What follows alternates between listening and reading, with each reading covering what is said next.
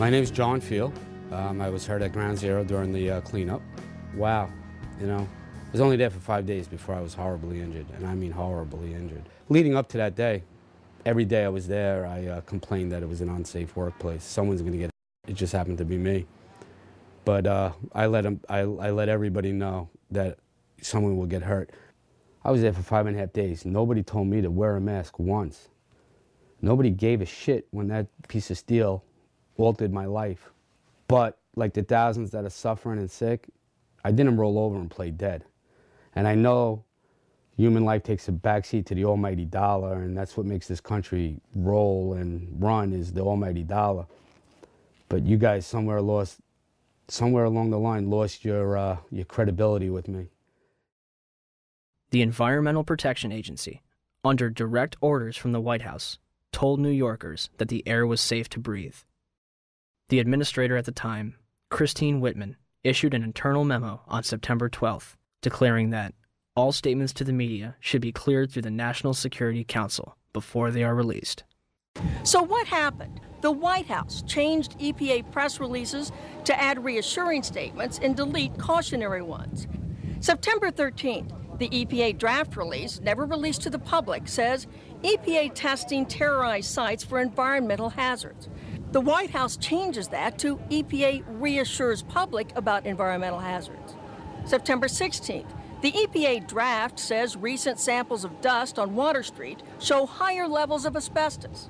The White House version, new samples confirm ambient air quality meets OSHA standards and is not a cause for public concern. And the White House leaves out entirely this warning, that air samples raise concerns for cleanup workers and office workers near Water Street. Why all these changes? We were told that a desire to reopen Wall Street and national security concerns were the reasons for changing the press releases. Christy Todd Whitman should be in jail for manslaughter. Christy, go to jail. Do not piss. Go. Just go to jail. Lock yourself up. When I said that, everybody said, don't you think that's a little harsh? And I said, no. 6 months later, every politician was saying it. Everybody was saying it like it was like saying hi. I pat myself on the back for having the nerve and the audacity to say that. She took orders from Condoleezza Rice, who took orders from the White House. They knew the air was bad. They lied. You should go to jail for manslaughter. For every time somebody dies. James Sedroga, Don Jones, Tim Keller, my close personal friend who I had to go to his funeral, Officer Borgia, and the many more that have died. I take this personally now. I take it real personal. You got an ex-mayor running for president who claims he helped us. Standing on a pile with a bullhorn, Mr. President and Mr. Giuliani, does not constitute helping anybody. At all. The EPA's public release assured people that there was no significant level of asbestos in the air, and that instead of evacuating, they could clean their homes with a wet rag. More people will die post 9/11 from these illnesses than died on the day itself. By 2006, 70% of the 40,000 Ground Zero workers had developed respiratory problems. Hundreds of them had developed cancer, and over 80 had died. To make matters worse, a large majority of the victims from the World Trade Center were denied a decent burial and treated like garbage.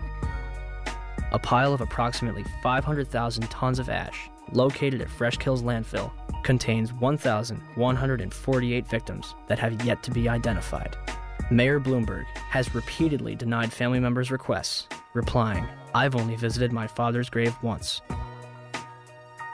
On top of all of this, human remains were discovered up to 400 feet away from the South Tower, on the roof of the Deutsche Bank building.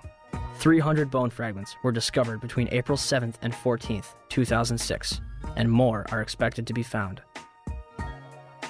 Is all of the above possible with a gravity-driven global collapse?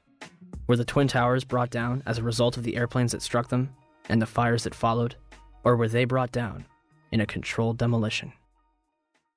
same All right, time. some new information coming in. Report from Associated Press of a large plane crashing in western Pennsylvania. This is according to officials at the Somerset County Airport. A large plane crashing in western Pennsylvania. We have that plane crash. I'm sorry, go ahead, Skip. Say it again.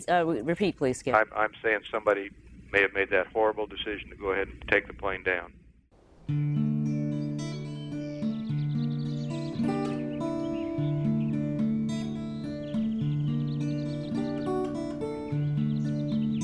(10:03 a.m. Shanksville, Pennsylvania. United Airlines Flight 93 allegedly plows into an abandoned strip mine at 580 miles per hour. 20 minutes flying time from Washington, D.C.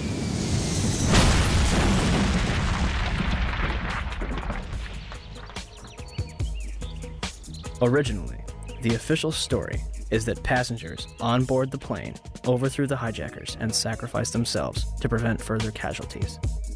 The 9/11 Commission will later conclude that hijacker Ziad Jarrah, anticipating a cockpit overthrow, crashes the plane into the ground. Debris from Flight 93 was found considerable distances from the crash site.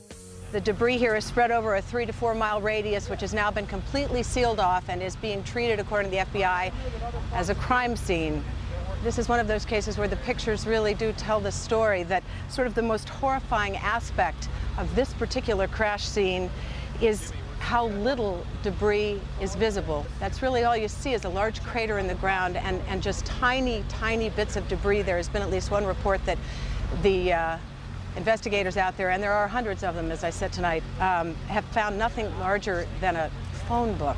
Well, Darren, in the last hour or so, the FBI and the state police here have confirmed that they have cordoned off a second area about 6 to 8 miles away from the crater here where this plane went down.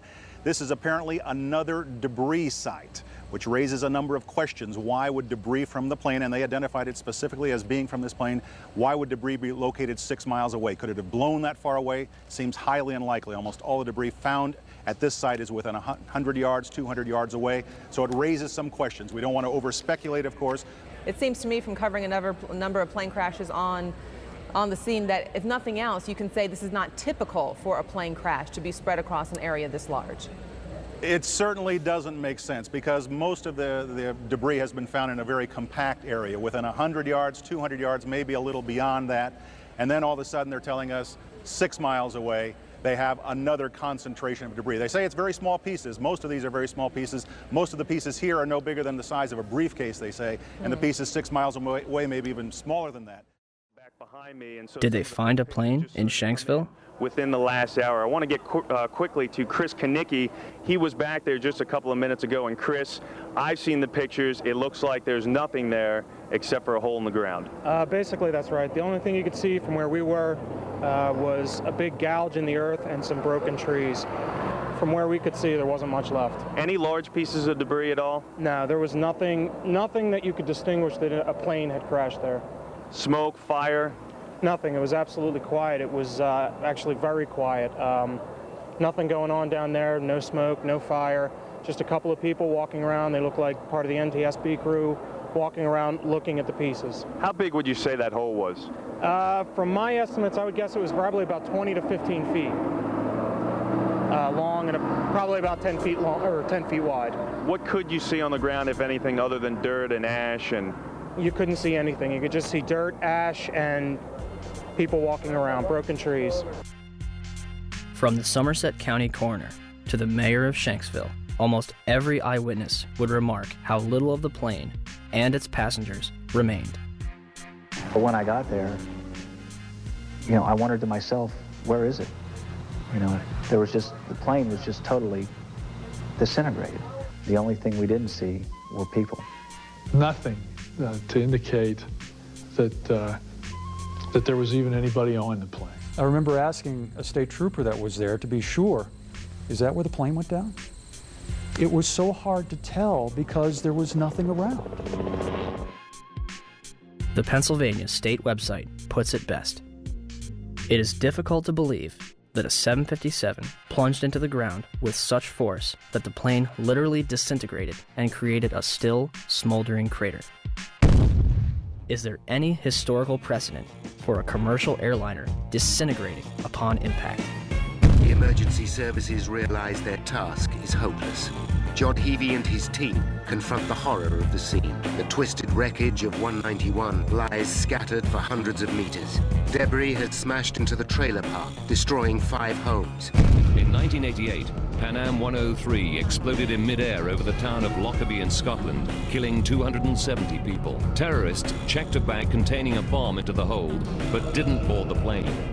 The sea below them is on fire.